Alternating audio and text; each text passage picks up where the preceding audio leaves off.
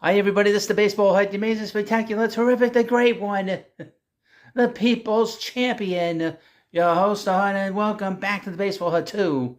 And hopefully you like this video and hit that subscribe button. Now, I'm going to do a roast. But if you haven't seen my roast, well, if you haven't seen one of my roasts, you can better understand it. Nothing, rip apart everything that's in my site.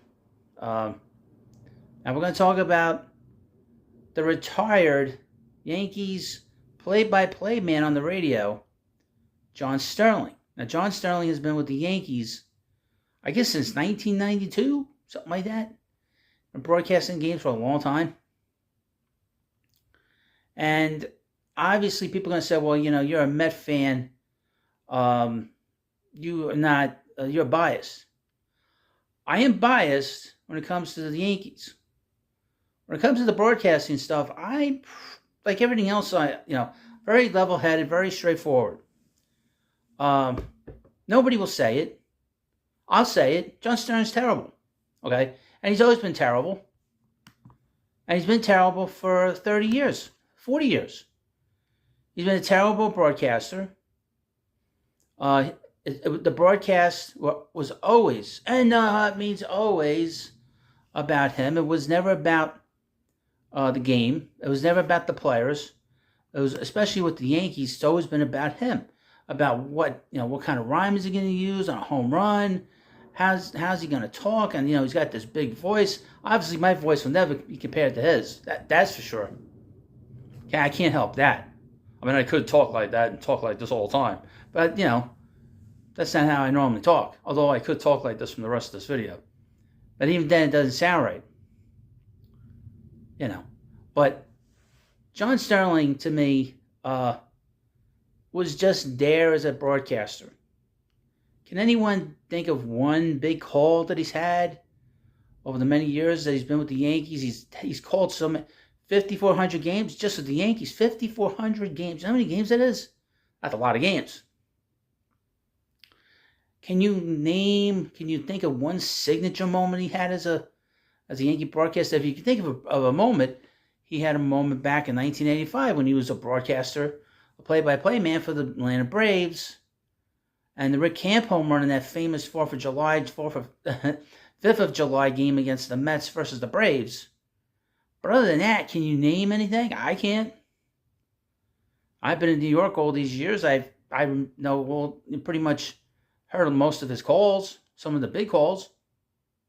Can anybody say, well, that's a signature call? No. And so I couldn't care less if he retires.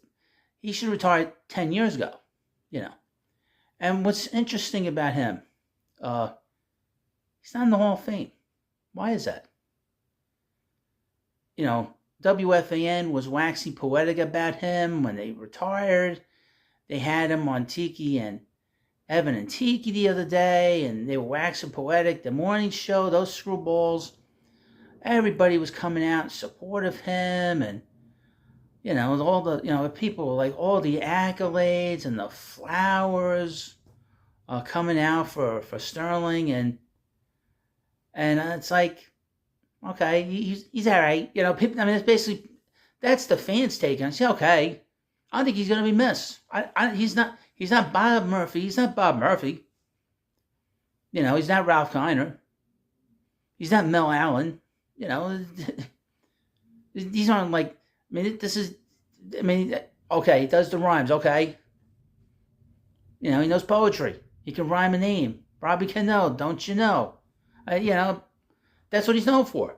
He's known to put himself at the center of things. He's known for what's he going to do with these calls. It's not about giving you, and it's funny. One of the things that I know, the critiques of Sterling all these years was that he had a difficult time following the baseball. Obviously getting older, he couldn't see the ball. He's had a very difficult time of following the baseball. We all know that. We also know that if you listen to the broadcast a lot of times, it was very difficult to figure out who was up, what the score was. He very rarely gave you the scores. You didn't know how many outs there were. And it's like it was one of the most incoherent broadcasts. And I watch broadcasts all the time on the MLB network. I have it on my phone. I listen to broadcasts on Sirius XM radio. I listen to all this stuff. I love baseball broadcasting, sports broadcast. He's terrible. I mean, really. And I would mention this story, which is important, because since 2004, Sterling has been in just doing play-by-play by himself since 2004. And for all that time, he's had his partner, Susan Warman, who I would mention. I'm not a big fan of hers either. And I'm a big fan of hers. And I would mention she's a failed play-by-play person. Because when the Yes Network started, they had her doing play-by-play, and it was a total disaster. And she's not even great at analyzing things. She just talks about, I interviewed this player, I interviewed that player. Okay. But she's a separate story and a separate issue. I can't say too much about her because people say, her feathers always get ruffled.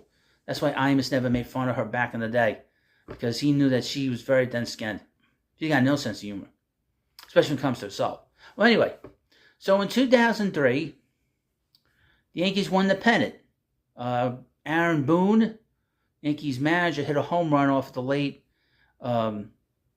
Wakefield, the late Tim Wakefield, and Charlie Steiner, at the time, was his broadcast partner. For at least maybe like 8-9 years, Michael Kay was his partner on the radios, and then Michael Kay went to TV in 2002, and they brought Charlie Steiner in for 2002 and 2003. Okay? So, in the 7th game against the Red Sox, the Yankees came back in the game. They were able to beat Pedro Martinez. The game went to extra innings. They brought in Wakefield, and Wakefield gave up the home run, but Steiner was on the call. He was doing I guess, the bottom of the 10th inning when Boone hit the home run. So as Steiner is telling the audience that that Boone won the game, he won the pennant for the Yankees, he gave that call. But as he gave that call and said the Yankees win, Sterling basically joined him in the call, which is very unusual. That doesn't happen. He stepped on the call, okay? Nobody does this in baseball. Nobody does this in sports. Now, baseball's a little bit different than the other sports. You usually got one announcer for the most part. On TV, you usually got one play-by-play man. On the radio, you have 2 play-by-play guys sometimes.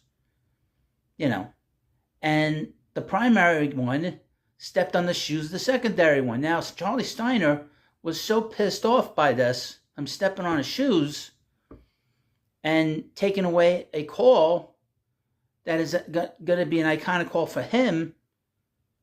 Sterling ruined it. And ruined it so badly that Steiner quit that offseason. Because eventually the Yankees went to the World Series, and it lost to the Marlins. But what was interesting is that Steiner quit. And then after that, Sterling became the main play-by-play guy. He couldn't work with anybody. Okay, nobody wanted to work with him. So people waxing poetic about John Sterling. He's wonderful. He's just a wonderful guy. But now if you want to work with him. And Michael Kay obviously was able to navigate some of the sort of, I guess he didn't have any. I don't know if he had any big moments. Did he have any big moments? No. Apparently not. But Sterling had to have that moment because that's how big of an ego he had as a broadcaster. Now, you're not going to hear this too often. You're not going to hear about that. But that's why he's been the main guy. Like all of a sudden, he thinks he's Vince Scully. Well, I'm going to do this. And you're not Vince Scully. Vince Scully, he could do that because Vince Scully was great, and he did it from. He was with the Pioneers back in the day. John Sterling's no Vince Scully, that's for sure. We all know that. Now, they got these young guys that are going to be doing the broadcast. They're probably 10 times better, 1,000 times better than Sterling. And eventually, Susan Warman's going to quit because she's going to be like, I can't be with these young guys. That's what's going to happen. And you'll get a more traditional one and a better one. You won't hear this anywhere else. You won't hear how Sterling stepped on the call of a big moment for a broadcast. It's terrible that he did that. Terrible. Well, you let me know what you think about this video. I don't like John Sterling. I never liked him. The broadcast was always about him. Very rarely about the Yankees. Never about the game. Always about how he was gonna rhyme a home run. And like I said, most of the fans don't care. This is a media thing. The media cares for the most part, and nobody else does either. Nobody else does. Only the media. But who cares what the media says anyway? Anyway, thank you for watching this video, and of course, please subscribe to Baseball Hit 2, and I'll see you later.